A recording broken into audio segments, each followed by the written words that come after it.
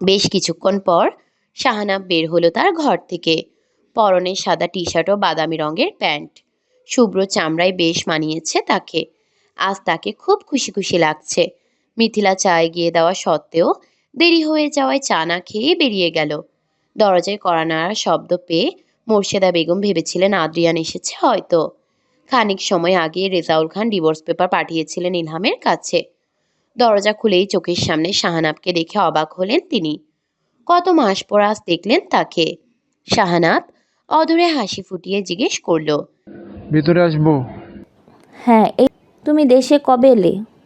শাহানাব কাঠের চেয়ারে বসে বলল, আধ ঘন্টা আগেই এসেছি। নূর কোথায় আন্টি? ভেতরে আছে। মোর্শেদা বেগমের কথা শাহানাব নূরের ঘরের সামনে আসতেই দেখতে পেল নূর খাটে হেলান দিয়ে বসে আছে।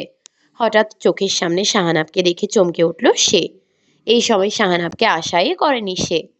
শাহানাব বেশ ভালো করে নূরকে পর্যবেক্ষণ করছে। আগের চেয়ে ভীষণ রোগা হয়ে গিয়েছে।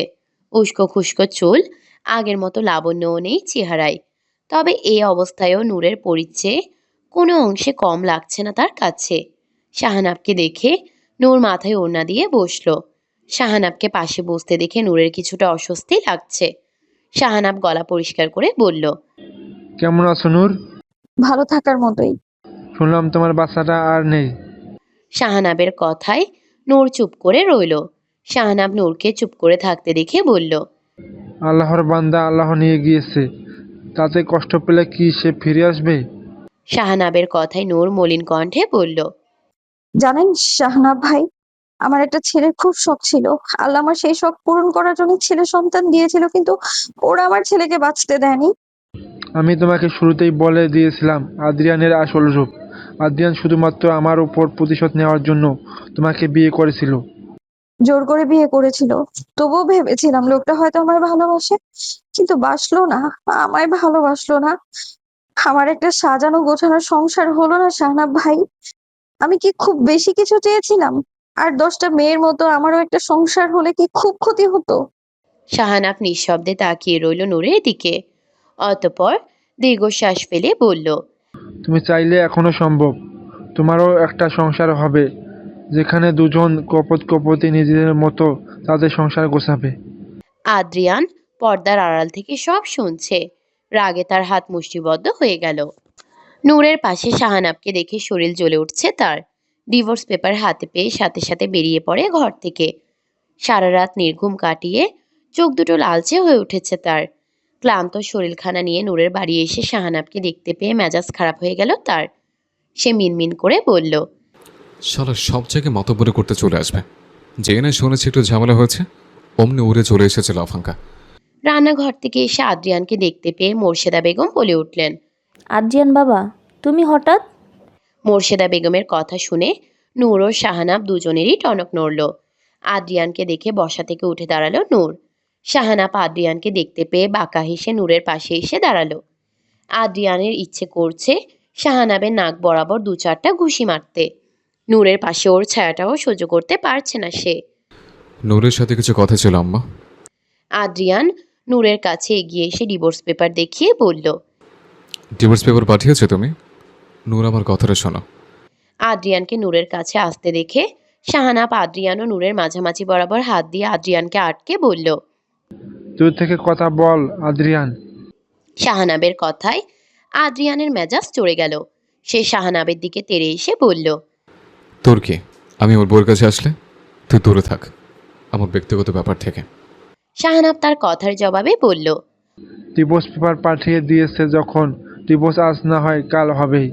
নূর আর এখন তোর বউ না। তোর বউ না? কথাটি শুনে আদ্রিয়ান চিৎকার করে বলল, নূর আমার বউ। কাগজে কলমে বিয়ে করেছে নূরকে। সে আমার বউ ছিল, বউ থাকবে। আমিও দেখি কে কি করতে পারে। পরিস্থিতি বেগতিক দেখে নূর আদ্রিয়ানকে টেনে অন্য ঘরে নিয়ে গিয়ে বলল, শান্ত হন আপনি। উনি মাত্র এসেছে, ওনার সাথে রাগারাগি কেন করছেন? লাফাঙ্গা শালা বলে কিনা দূরে থাকতে। আমার যখন মন চায় তখন কাছে থাকবো, তোর কি? রাগের বশে খারাপ শব্দ উচ্চারণ করে ফেলায় নূর আদ্রিয়ানের দিকে তাকিয়ে বলল। মুখ খারাপ করবে না, খবরদার। নূরের কথায় শান্ত হলো আদ্রিয়ান। শাহানাবও ওই ঘরে শান্ত হয়ে বসলো। আর একটু হলেই বোধহয় দুটোতে মারামারি লেগে যেত। ডিভোর্স পেপার পাঠানোর পরেও আদ্রিয়ানকে নূরের উপর এত অধিকার ফলাতে দেখে শাহানাবের রাগ লাগছে। অতঃপর কিছু একটা ভেবে ক্রূর হেসে মিনমিন করে বলল, এবার আমি আর হাল ছাড়ছি না। যে করেই হোক নূরকে আমি আমার করেই ছাড়বো। শাহানাবের মনের কথা উপলব্ধি করতে পেরে আদ্রিয়ান নিজের রাগ সংবরণ করতে পারল না। মনের মাঝে একটা কথাই ঘুরছে, হয়তো এবার নূরকে হারিয়ে ফেলবে সে। হঠাৎ নূপুরের ঝনঝন শব্দ কানে আসতেই দেখতে পেল তার দেওয়া নূপুর জোড়া এখনো পড়ে আছে নূর। দেখে শান্তিতে প্রাণ জুড়িয়ে গেল তার। শাহানাব আর চোখে তাকিয়ে আছে তার দিকে। কেন এসেছেন আপনি? নূরের কথায় আদ্রিয়ানের হুঁশ ফিরল, কিন্তু সে শাহানাবের থেকে চোখ ফেরালো না। শাহানাবকে সে রাগান্বিত দৃষ্টিতে তাকিয়ে দেখছে বারংবার। আমার ডিভোর্স দিচ্ছ তুমি? নূর মাথা নিচু করে বলল। আমি আর এই সম্পর্কে থাকতে চাইছি না, মুক্তি চাই আমি আপনার কাছ থেকে। আদ্রিয়ান নূরের বাহু শক্ত করে চেপে ধরে দেয়ালের সাথে ঠেসে ধারালো। অতঃপর চোখে চোখ রেখে বলল, প্লিজ নূর, আমি এভাবে বলো না। মানছি আমার ভুল হয়েছে, আমার এক পাপ করেছে, কিন্তু একটাবার আমার সুযোগ দাও। তুমি যেভাবে চাইবে সেভাবেই হবে সব। আদ্রিয়ানের কথা শুনে নূর তার সামনে হাত জোর করে বলল, আমার তালাক চাই আদ্রিয়ান শাহ। মুক্তি চাই আমার আপনার মতো একজন নিকৃষ্ট মনের মানুষের কাছ থেকে। আদ্রিয়ান নূরের হাত শক্ত করে আঁকড়ে ধরে ভাঙা গলায় বলল, আমায় আরেকবার সুযোগ দাও নূর, আমি তোমার কাছে ভিক্ষা চাইছি, আমি ছেড়ে যেও না। নূর চুপ করে রইল তার কথায়। আদ্রিয়ানের কথার জবাবে সে কিছু বলবে তার আগেই শাহানা পেছন থেকে চিৎকার করে বলল, ওর কথায় তুমি গলবে না নূর, তোমাকে ফাঁসানোর চেষ্টা করছে। আদ্রিয়ানের মেজাজ আবারও খারাপ হয়ে গেল। সে চোখ বন্ধ করে দীর্ঘশ্বাস ফেলে মিনমিন করে বলল, এই লাফাঙ্কার বাম হাত ঢোকাতে হবে মাঝখানে। আমার সংসার আগুন না লাগালে যেন পেটের ভাত হজম হবে না। আদ্রিয়ানকে মিনমিন করতে দেখে নূর ভ্রুকুচকে তাকায় তার দিকে। রেজাউল খান সবেমাত্র বাহির থেকে ফিরেছেন। ঘরে ফিরেই আদ্রিয়ান ও শাহানাব দুজনকে একসাথে দেখতে পেয়ে কিছুটা অবাক হন তিনি। কপাল কুঁচকে একবার আদ্রিয়ানের দিকে আরেকবার শাহানাবের দিকে তাকিয়ে গম্ভীর স্বরে বললেন। এখানে কি হচ্ছে? তোমরা হঠাৎ এখানে? শাহানাব দ্রুত নূরের পাশে গিয়ে দাঁড়ালো। তার চোখে মুখে স্পষ্ট বিরক্তির ছাপ ফুটে উঠেছে। সে আদ্রিয়ানের দিকে এক পলক তাকিয়ে বলল, আঙ্কেল, আদিয়ান আবার নূরকে উল্টাপাল্টা বোঝাচ্ছে। ওকে তালাকের সিদ্ধান্ত থেকে সরিয়ে আনার চেষ্টা করছে। শাহানাবের কথা শুনে আদ্রিয়ান রাগান্বিত দৃষ্টিতে তার দিকে তাকিয়ে মনে মনে বলল, আল্লাহ, এই লাফাঙ্কার মুখে ঠাটা পড়ুক। রেজাউল খান চোয়াল শক্ত করে তাকালেন আদ্রিয়ানের দিকে। তিনি ধীর পায়ে এগিয়ে এসে আদ্রিয়ানের সামনে এসে বললেন, আমি তো ভেবেছিলাম ডিভোর্স পেপার পাওয়ার পর তোমার সব বুঝে যাওয়ার কথা। এখন আবার এখানে কোন উদ্দেশ্যে এসেছো? আদ্রিয়ান মাথা নিচু করে কিছুক্ষণ দাঁড়িয়ে রইল। অতঃপর কণ্ঠস্বর নিচু করে বলল, আমি আমার স্ত্রীকে ফিরিয়ে নিতে এসেছি। আদ্রিয়ানের কথা শুনে নূর তিক্ত হাসল। শাহানাব সহ বাকিরা নূরের দিকে তাকিয়ে আছে সে কি বলে তা শোনার জন্য। স্ত্রী, এই শব্দটা উচ্চারণ করার অধিকার আপনি অনেক আগে হারিয়ে ফেলেছেন আদ্রিয়ান শাহ। নূরের কথায় আদ্রিয়ানের চেহারায় মলিনতা দেখা দিল। আদ্রিয়ান কিছু বলতে যাবে তার আগেই রেজাউল খান বলে উঠলেন, যথেষ্ট হয়েছে আদ্রিয়ান। আমার মেয়ের সিদ্ধান্ত কি আমি জানি। সে যদি তোমার সাথে থাকতে না চায় তাহলে তাকে জোর করার কোনো অধিকার তোমার নেই। আমি নূরকে ভালোবাসি আব্বা, আমি আরেকটা সুযোগ দিয়ে দেখুন। আদ্রিয়ানের কথায় শাহানা ঠোঁট বাঁকিয়ে হেসে বলে উঠল, ভালোবাসার সংজ্ঞা তোর মুখে শুনলে অভিধানও লজ্জা পাবে। আদ্রিয়ান হাত মুঠো করে রাগান্বিত স্বরে শাহানাবের দিকে তাকিয়ে বলল, তুই চুপ থাক, আমাদের মাঝে কথা বলতে আসবি না। হালবাদ বলবো। এত কিছু বলার পরেও আবার ভালোবাসার কথা বলছিস, লজ্জা করছে না তোর? তুই বাহিরের মানুষ হয়ে আমাদের পারিবারিক ঝামেলার মাঝে ঢুকতে আসিস কেন? আর একবার আমাদের মাঝে কথা বললে মুখে বোমা মেরে পারতাম। শাহানবা আদ্রিয়ানের কথা কাটাকাটি দেখে রেজাউল খান বিরক্তিকর কণ্ঠে বললেন, এটা মাছের বাজার না। তোমাদের ঝগড়া করতে হলে বাইরে গিয়ে করো। আদ্রিয়ান এক পলক নূরের দিকে তাকিয়ে ঘর থেকে বেরিয়ে যায়। শাহানাবকে দাঁড়িয়ে থাকতে দেখে রেজাউল খান জিজ্ঞেস করলেন, তুমি কিছু বলবে শাহনাব? না, আমি তো নূরকে দেখতে এসেছিলাম। সেও বেরিয়ে গেল। তারা চলে যেতেই রেজাউল খান দীর্ঘশ্বাস ফেলে চেয়ারে বসে বললেন, মাছের বাজার বানিয়ে রেখেছে ঘরটাকে। বেগম, এক কাপ চা দাও তো। ঈশিতা বেনি দুলিয়ে দুলিয়ে ভেতরে ঢুকলো। নূরকে দেখতে না পেয়ে সে নূরের ঘরে গিয়ে দেখতে পেল নূর মন খারাপ করে বসে আছে। সে নূরের পাশে বসে বলল, ছেলেদের কখনো মেয়েদের মতো ঝগড়া করতে দেখিনি, কিন্তু তোমার জামাই আর শাওনা ভাইয়াকে দেখেছি। দুজনেই পান থেকে চুন ঘষলেই মারামারির জন্য এক পায়ে প্রস্তুত হয়ে যায়। ঈশিতার কথা শুনে নূর ফিক করে হেসে ফেলল। তা দেখে ঈশিতা আবারও বলে উঠল, একটা কথা বলার দেরি, কিন্তু একজন আরেকজনকে ঠেস মারতে দেরি হয় না। এরকম ঝগড়ুটে জামাই কি করে পেলে বলো তো নুরাপু? নূর চুপ করে শুনছে ঈশিতার কথা। সাইমার সাথে তার সম্পর্ক খুব একটা ভালো না হলেও ঈশিতাকে সে খুব ভালোবাসে। আদ্রিয়ান নদীর পাড়ে বসে আছে। তার পাশেই বসে আছে শাহানাব। বৃষ্টি পড়বে এমন একটা ভাব আকাশের। অবশ্য বৃষ্টি আসার আগের মুহূর্ত মনোমুগ্ধকর। কালো মেঘেরা ধীরে ধীরে জমাট বাঁধছে নীলিমার বুকে। নদীর বুক বেয়ে আসা শীতল বাতাস বারবার এলোমেলো করে দিচ্ছে আদ্রিয়ানের উস্কো খুস্কো চুল। মুহূর্তের মধ্যেই টুপটাপ করে আরো কয়েক ফোঁটা বৃষ্টি নেমে এলো। নদীর শান্ত জলের বুকে অসংখ্য বৃত্ত তৈরি হতে লাগলো। দুজনের মাঝে স্তব্ধ নীরবতা বিরাজ করছে। দুজনের কেউই উঠল না। তুই প্রতিশোধ নিতে চেয়েছিলি না? এখন তো প্রতিশোধ নেওয়া শেষ, তাহলে নূরকে ছেড়ে দিচ্ছিস না কেন? শাহানাবের কথায় আদ্রিয়ান স্মিত কিছুক্ষণ পলকহীন দৃষ্টিতে তাকিয়ে রইল। অতঃপর বলল, একজন স্বামীকে বলছি সে কেন তার স্ত্রীকে ছেড়ে দিচ্ছে না? বিষয়টা হাস্যকর হয়ে উঠল না? স্বামী, স্বামী শব্দটা মূল্যায়ন করতে জানিস তুই? দিনের পর দিন নিরীহ মেয়েটার উপর নির্যাতন করে গিয়েছিস, পেটের বাচ্চাটাকে মেরে ফেলেছিস।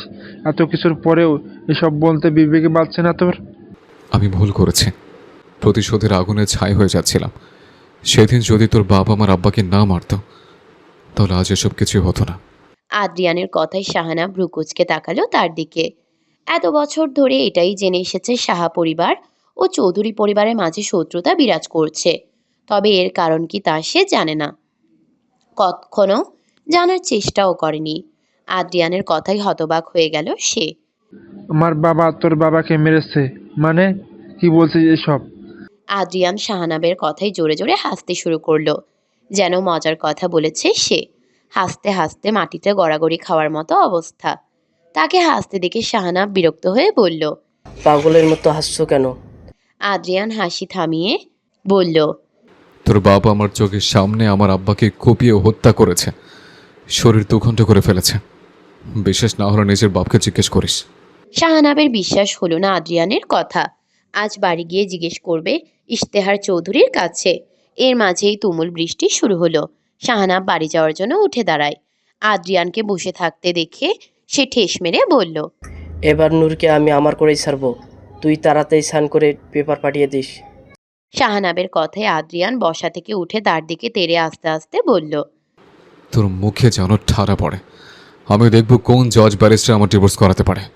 মুহূর্তেই বিদ্যুৎ চমকে উঠল।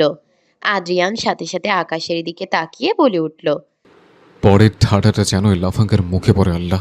তোর মুখে পড়ুক। শাহানাব শরীরে থাকা বৃষ্টির পানি ছেড়ে নিজের ঘরে চলে গেল। অসময়ের বৃষ্টি নিয়ে বেশিক্ষণ থাকলে অসুস্থ হয়ে যাবে। ইশতেহার চৌধুরী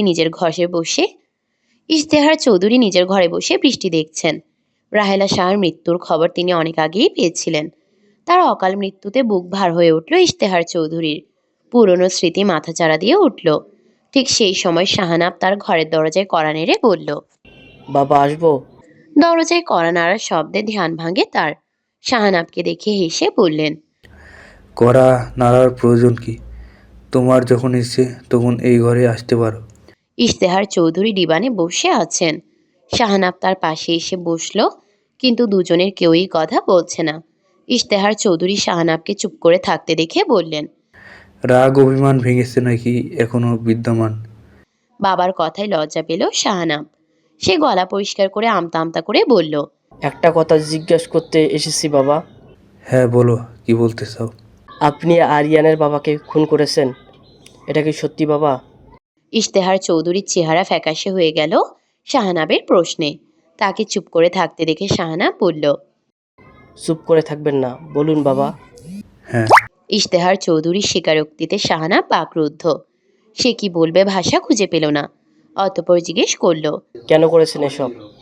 ইশতেহার চৌধুরী চোখ বন্ধ করতেই পুরনো দৃশ্য স্পষ্ট দেখতে পেলেন। কিছুক্ষণ চুপ থেকে অতঃপর বললেন, আমি আর আলমগীর ছিলাম দুই বন্ধু, ছোট থেকে একসাথেই বড় হয়েছে। বন্ধুর চেয়েও বেশি ভাইয়ের মতো ছিলাম আমরা। সুরাইয়া খালামণি কতবার আমায় নিজ হাতে খাইয়ে দিয়েছে, হিসাব নেই। সময় গড়াতে লাগলো, আমারও বড় হতে লাগলাম। সেই সময় রাহেলা ছিল গ্রামের সবচেয়ে সুন্দরী মেয়ে। তাকে প্রথম দেখায় আমি পছন্দ করে ফেলেছিলাম। পরের দিনই বিয়ের প্রস্তাব নিয়ে গিয়েছিলাম তার পরিবারের কাছে। গরিব ঘরের মেয়ে হয়, তার মা বাবাও রাজি হয়েছিল। আমার মতো সমর্থ পরিবারের কাছে বিয়ে দিতে। এই কথাটা আমি জানিয়েছিলাম আলমগীরকে। আলমগীরও গোপনে পছন্দ করতো লাহেরাকে। আমি যেই দিন দেখতে যাওয়ার পর আলমগীরকে জানাই, সেই দিন রাতে মাত্র 4 লাখ টাকার বিনিময়ে রাহেলাকে নিজের করে নেয় আলমগীর। রাতেই বিয়ে সেরে নেয় কাজী ডেকে। সুরাইয়া খালামণিও জানতেন আমার যে বিয়ে ঠিক হয়েছে, কিন্তু ছেলের খুশির জন্য তিনিও ছেলের কথাই সায় দিলেন। সেই দিন রাতেই রাহেলাকে শাহবাড়িতে নিয়ে আসা হয়। সকাল গ্রামে সবাইকে তাদের বাড়িতে দাওয়াত দেওয়া হয়, সাথে আমাদেরও। কিন্তু আমি যখন রাহেলাকে আলমগীরের পাশে দাঁড়াতে দেখলাম, ঠিক তখন মনে হয়েছে যেন আমার নিঃশ্বাস বন্ধ হয়ে আসছে। তুমি যেমন আদ্রিয়ানের কাছে নূরকে ভিক্ষা চেয়েছিলে, আমিও রাহেলাকে ভিক্ষা চেয়েছিলাম, কিন্তু রাহেলা রাজি হয়নি। তার ভাষ্যমতে মেয়েদের বিয়ে একবারই হয়, স্বামীর ঘর ছাড়তে রাজি হয়নি। সে ভীষণভাবে ঠকে গেলাম আমি। বন্ধুত্বে ফাটল ধরলেও ওর পরিবারকে আমি কখনো অবজ্ঞা করিনি।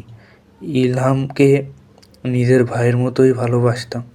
6 বছর পর হওয়ার পরেও আমি শোক কাটিয়ে উঠতে পারলাম না। আমি এরপর বিয়ে করিনি। বিয়ের 6 বছর পরেও রাহেলা বাচ্চা জন্ম না দিতে পারায় গ্রামের মহিলারা নানান কটূক্তিতে পড়ে। রাহেলার প্রতিও আলমগীরের ব্যবহার খারাপ হতে থাকে। আমি রাজনীতিতে জড়িয়ে গেলাম। সেই সময় আলমগীরও রাজনীতিতে যোগদান করলো। বাচ্চা না হয় আদ্রিয়ানকে তারা দত্তক নিয়ে আসে। একদিন ওর দলের ছেলেরা আমার দলের ছেলেদের মারার কারণে আমি দলবল নিয়ে শাহবাড়ির সামনে যাই। কথা কাটাকাটির এক পর্যায়ে রাহেলা আসে আলমগীরকে থামাতে। ঠিক সেই সময় আলমগীর রাহেলার উদ্দেশ্যে বলে ওঠে, তুই মাঝে কথা বলতে আসবি না? তোর মতো বন্ধার এত কথা আসে কোথা থেকে? রাহেলাকে বন্দা বলাই আমার মেজাজ খারাপ হয়ে গিয়েছিল। হতে থাকা রমদার বসিয়ে দিলাম। একই ঘটনার পুনরাবৃত্তি দেখেছিলাম যখন তুমি আদ্রিয়ানের বিয়েতে নূরের জন্য তার পা ধরেছিলে। দীর্ঘশ্বাস ফেলে থামলেন তিনি। ফোনের ওপাশ থেকে আদ্রিয়ান সবটা শুনছে। শাহানাব জিজ্ঞেস করার আগেই আদ্রিয়ানকে কল করেছিল সে। আদ্রিয়ান নিজেও বাকরুদ্ধ তার কথায়। এসব কিছু শুনে, তার কথা শুনে চুপ করে রইল। শাহানাব ফোন কেটে তার বাবার দিকে তাকিয়ে বলল, আদিয়ান শাহ বাড়ির সন্তান নয়? পল্লীঘরের সামনে একটা ড্রেনের উপর আদ্রিয়ানকে পেয়েছিল আলমগীর। সুরাইয়া শাহার পাশে বসে আছে আদ্রিয়ান। তার শরীরও ভালো না। কখন যে সময় শেষ হয়ে যায় বলা যায় কখন যে সময় শেষ হয়ে যায় বলা যায় না। বিছানায় শুয়ে থাকা দাদির ফ্যাকাশে মুখের দিকে একদৃষ্টে তাকিয়ে রইল সে। রাহেলা শাহার মৃত্যুর পর তিনি আরও অসুস্থ হয়ে পড়েছেন। বয়সের ভারে নুয়ে পড়া শরীরটা যেন হঠাৎ করেই আরও কয়েক বছর বৃদ্ধ হয়ে গেছে। মুখের চামড়া কুঁচকে গেছে আগের চেয়ে বেশি। চোখের নিচে কালি পড়ে গিয়েছে। রাহেলাকে জানাজা দিতে পারছো দাদু ভাই? প্রায় একদিন পর জ্ঞান ফিরেছে সুরাইয়া শাহার। হাতের ক্যানোলায় টান পড়তেই চোখ মুখ কুঁচকে নেন তিনি। আদ্রিয়ান তার পাশেই বসেছিল, কিন্তু প্রশ্নের জবাব দিতে পারেনি। সুরাইয়া শাহা ধীর গলায় বললেন, ও দাদু ভাই, কথা বলো। আদ্রিয়ান শুধু মাথা নাড়ল, তবে মুখ ফুটে কিছু জানালো না। সুরাইয়া শাহা এক নজরে ফ্যানের দিকে তাকিয়ে আছেন। কিছুক্ষণ চুপ থেকে আদ্রিয়ান সুরাইয়া শাহার হাত ধরে বলে উঠল, দাদিজান, ইশতেহার চাচাকে মনে আছে আপনার? মনে থাকবে না কেন? দিব্যি মনে আছে। তোমার বাবার বন্ধু। বাবার মৃত্যুর রহস্য আজ জানলাম। সুরাইয়া শাহার কপালে চিন্তার ভাঁজ পড়ল। তিনি ভ্রু কুঁচকে তাকালেন আদ্রিয়ানের দিকে। হঠাৎ কিছু একটা মনে পড়তেই চিন্তায় অস্থির হতে শুরু করলেন তিনি। মনে মনে বললেন, এত কিছুর মাঝে যদি আদ্রিয়ানকে কুড়িয়ে পাওয়ার কথা বলে দেয় ইস্তেহার, তখন কি করব আমি? নিঃশ্বাস ভারী হয়ে আসছে তার। বিছানার চাদর খামচে ধরেছে এক হাতে। আদ্রিয়ান তার উদ্বিগ্ন চাহনি দেখে বলল। কি হয়েছে দাদি? খারাপ লাগছে? আদ্রিয়ানের প্রশ্নে তিনি হেসে বললেন। কিছু হয়নি, তুমি বলো কি বলছিলে। আদ্রিয়ান সব কথা সুরাইয়া সাহাকে জানানোর পরেও তিনি কোনো প্রতিক্রিয়া দেখালেন না। তিনি এক পলক আদ্রিয়ানের দিকে তাকিয়ে অতঃপর দীর্ঘশ্বাস ফেলে বললেন। ইস্তেহার যে রাহেলাকে ভালোবাসতো তা আমি জানতাম, কিন্তু আলমগীরের জেদের কাছে হার মানতে হয় আমার। বিয়ে 4 বছর যেতে না যেতেই আশেপাশের সবাই যখন বাচ্চার জন্য রাহেলাকে দোষারোপ করা শুরু করে, এর পরপরে আলমগীরের ব্যবহারেরও পরিবর্তন ঘটে। এর মাঝে কেটে যায় আরও 2 বছর, কিন্তু আলমগীরের কোনো পরিবর্তন ঘটেনি। ধীরে ধীরে রাহেলার প্রতি বিতৃষ্ণা জন্মাতে শুরু করছিল।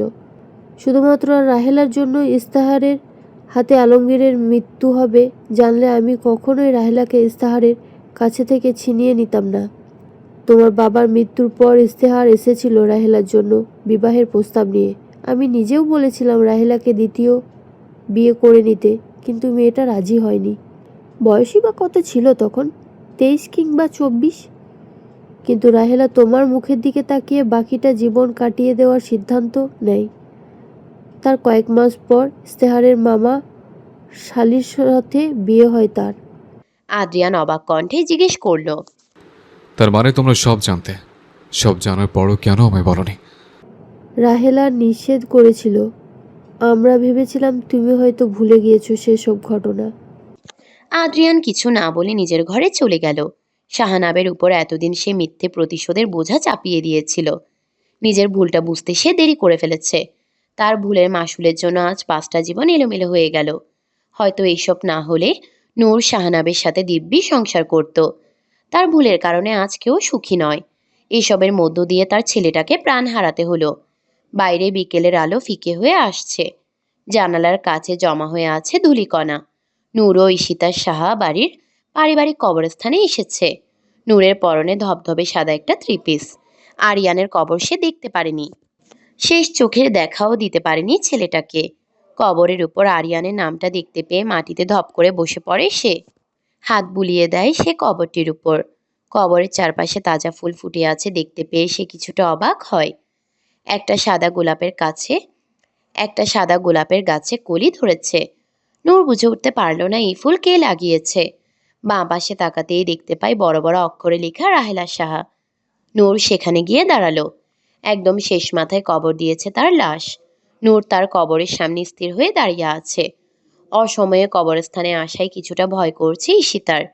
সে নূরের হাত শক্ত করে ধরে রইল। কিছুক্ষণ পরেই হয়তো মাগরিবের আজান দিয়ে ফেলবে। ঈশিতা ফিসফিস করে নূরের দিকে তাকিয়ে বলল। নুরাপু, তোমার ভয় করছে না? একটু পরেই সন্ধ্যা নেমে আসবে। নূর কিছু বলল না। এক পলকে তাকিয়ে আছে রাহেলা সাহার কবরের দিকে। অতঃপর তাচ্ছিল্য হেসে বলল। কি পেলেন এত কষ্ট, এত যন্ত্রণা দিয়ে? দুধের বাচ্চাটার প্রাণ কেড়ে নিতেও লজ্জা করলো না আপনার?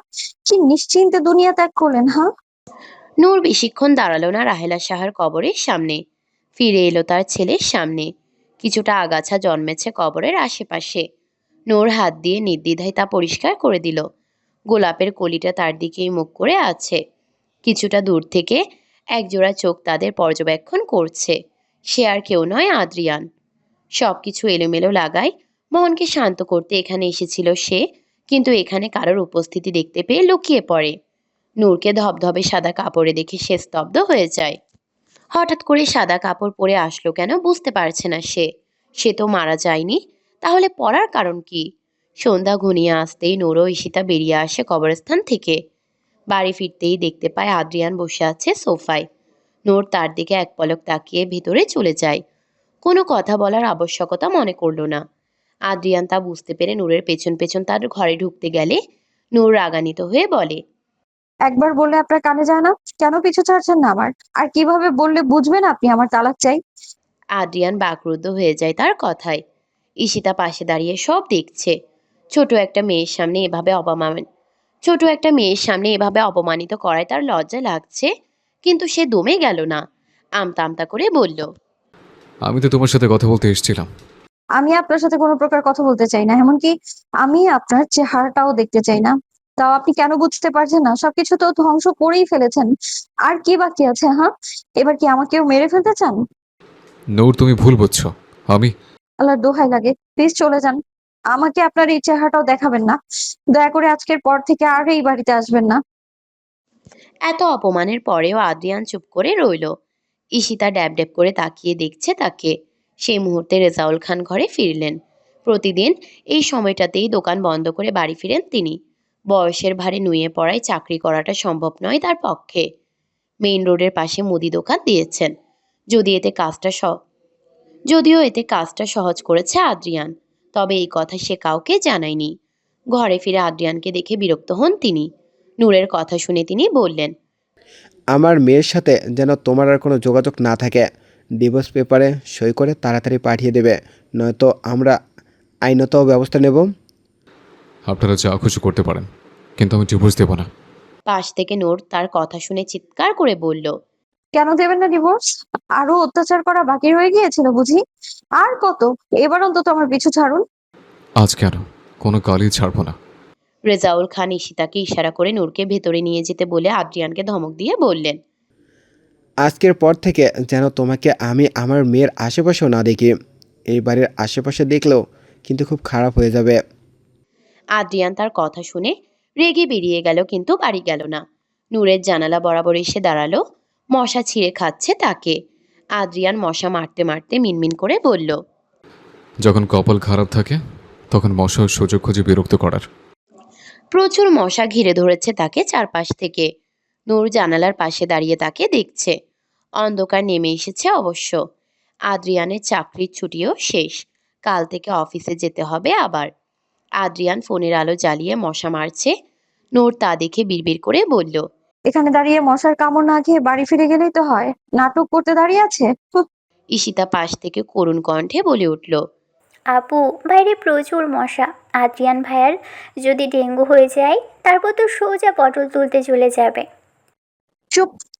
এসব কি উল্টাপাল্টা কথা বলছো? কেন বলছো ঈশিতা? পটল তোলা মানে ঈশিতা কি বুঝিয়েছে তা সে ভালোই বুঝতে পারছে। তার কথা শুনে নূরের রাগ হলো খুব। এইদিকে নূরের ধমক খেয়ে ঈশিতা চুপ হয়ে গেল। আবার জানালা দিয়ে তাকাতে গেলে দেখতে পায় আদ্রিয়ানও তার দিকে তাকিয়ে আছে। চোখে চোখ পড়ায় নূর ভ্যাবাচেকা খেয়ে যায়। দ্রুত সরে আসে সেখান থেকে। ঈশিতাকে বকা দিতে দিতে সে খাটের উপরে উঠে বলল, তোমার জন্য এখন ধরা পড়ে গিয়েছি। দেখে ফেলেছে আমাকে। ঈশিতা মিনমিন করে বলল, পরপুরুষ দেখেছে নাকি? তোমার বরই তো দেখেছে। এতে এত বকা দেওয়ার কি আছে? কিছু বলেছো? ঈশিতা ভ্যাবলা মার্কা হাসি দিয়ে বলল, বলছিলাম কি হ্যাঁ বলো, কি বলছিলে? বলছিলাম কি একটা কয়েল দিয়ে আসবো? আবার সত্যি সত্যি ডেঙ্গু হয়ে যায় তাহলে তো। নূর কিছু বলবে তার আগে ঈশিতা কষ্ট পাওয়ার ভান করে মুখে চু চু শব্দ করে অতঃপর বলল, ডেঙ্গু হলে কি যে কষ্ট আপু, কি বলবো। লাল লাল দাগ ওঠে, পুরো একটা রাক্ষসের মতো লাগে। চুপ করবে তুমি? ইচ্ছে করলে দিয়ে এসো, এতে আবার জিজ্ঞেস করা কি আছে? ঈশিতা এক প্রকার ব্যঙ্গ করে বলল, কি দিয়ে আসবো? কল দিয়ে আসবে। আর কি দেওয়ার ইচ্ছে আছে? আর কিছু না, আমি তো এমনিতে একটু শিওর হয়ে নিয়েছিলাম আর কি। ঈশিতা এক দৌড় দিয়ে কয়েল নিয়ে যায়। আদ্রিয়ান একটু করে নূরের দেখা পাওয়ার পর নূরকে আবার সরে যেতে দেখে হতাশ হয়। মশা কানের সামনে প্যান প্যান করেই যাচ্ছে তখন থেকে। মশার জ্বালায় অতিষ্ঠ হয়ে আদ্রিয়ান বলে উঠল, আমার কপাল, দেশের সিঙ্গার অভাব পড়েছিল বোধহয়, তাই মশাগুলো যে যেমন পাচ্ছে গান শুনে দিয়ে চলে যাচ্ছে। ধাত। ঈশিতাকে কয়েল নিয়ে যেতে দেখে মোর্শেদা বেগম জিজ্ঞেস করলেন, কয়েল কোথায় নিয়ে যাচ্ছিস ঈশিতা? আদ্রিয়ান ভাইয়ের জন্য। নুরাপু বলেছে কয়েল দিয়ে আসতে। নূর ভেতরের ঘর থেকে ঈশিতার কথা শুনে ভ্যাবাচেকা খেয়ে যায়। সে তো নিজ থেকে বলেনি দিয়ে আসার কথা। এখন মা কি ভাববে? মোর্শেদা বেগম ঠোঁট টিপে হেসে বললেন। ঠিক আছে, নিয়ে যা। রেজাউল খান গম্ভীর হয়ে তাকিয়ে আছেন মোর্শেদা বেগমের দিকে। মোর্শেদা বেগম হাসতে লাগলেন। তার মুখ থেকে যেন হাসি সরছেই না। অতঃপর তিনি শাড়ির আঁচল দিয়ে হাসি লুকিয়ে বললেন, বাইরে থেকে জামাইয়ের খেয়াল রাখছে তোমার মেয়ে। রেজাউল খান কিছু বললেন না, অন্যদিকে ফিরে রইলেন, কিন্তু মনে মনে তিনিও মুচকি হাসলেন। অন্ধকার গাঢ় হয়ে আসছে চারিদিকে। আদ্রিয়ান যে দিকটায় দাঁড়িয়েছে সেদিকটা নিস্তব্ধ বলা যায়। কিছুটা দূরে একটা পুকুর আছে। হঠাৎ কাউকে আসতে দেখে আদ্রিয়ান ফোনের আলো তার দিকে ধরতেই দেখতে পেল ঈশিতা এসেছে, তাও হাতে কয়েল নিয়ে। কয়েল কেন এনেছে বুঝতে পারল না সে। ঈশিতা ঠোঁট টিপে হেসে তার দিকে কয়েল এগিয়ে দিয়ে বলল, নূর আপু পাঠিয়েছে আপনার জন্য। আপনার যদি আবার মশার কামড়ে ডেঙ্গু হয়ে যায় তাই। নূরের নাম শুনে খুশি হলেও পরবর্তীতে ডেঙ্গুর কথা শুনে আদ্রিয়ানের অধর থেকে হাসি বিলীন হয়ে গেল। ভাবনা কতদূর এগিয়ে গিয়েছে চিন্তা করা যায়। শেষ পর্যন্ত কিনা ডেঙ্গু। আদ্রিয়ান গলা পরিষ্কার করে জিজ্ঞেস করলো। আদ্রিয়ানের প্রশ্নে ঈশিতা নাকের পাঠা ফুলিয়ে কপট রাগ দেখিয়ে বলল, ডেঙ্গুর জন্য কয়েল পাঠিয়েছে? আর কোনো কারণ খুঁজে পায়নি? ডেঙ্গু রোগে কত বছর কতজন পটল তুলেছে আপনি জানেন? আদ্রিয়ান আর কথা বাড়ালো না। আসলে এই কয়েলটা তার দরকার ছিল। যে পরিমাণ মশা। ধন্যবাদ কয়েলের জন্য। আরেকটু হলে মশা আমাকে উড়িয়ে নিয়ে যেত। আদ্রিয়ানের কথায় ঈশিতা খিলখিল করে হাসতে লাগলো। আবার কি মনে করে ঈশিতাকে জিজ্ঞেস করলো, নূর কি আমার কথা কিছু বলেছে? আমায় দেখছিল তাই না? হ্যাঁ, লুকিয়ে লুকিয়ে দেখছিল, তাই তো পাঠালো। ঈশিতার কথায় তার অধরে হাসির রেখা দেখা গেল। নূর জানালা থেকে সব দেখছে, কিন্তু তারা এতক্ষণ ধরে কি এমন কথা বলছে আর কেনই বা হাসছে বুঝে উঠতে পারছে না সে। ঈশিতা হেলে দুলে ঘরে ফিরতেই নূর জিজ্ঞেস করে, কি এত কথা বলছিলে ওনার সাথে? কি নিয়ে হাসছিলে তোমরা? তোমার কি হিংসে হচ্ছে আপু? এটা শালি দুলাভাইয়ের পার্সোনাল ব্যাপার, কাউকে বলা যাবে না। নূর তাজ্জব বনে গেল। এইটুকু মেয়ে সব কি বলছে।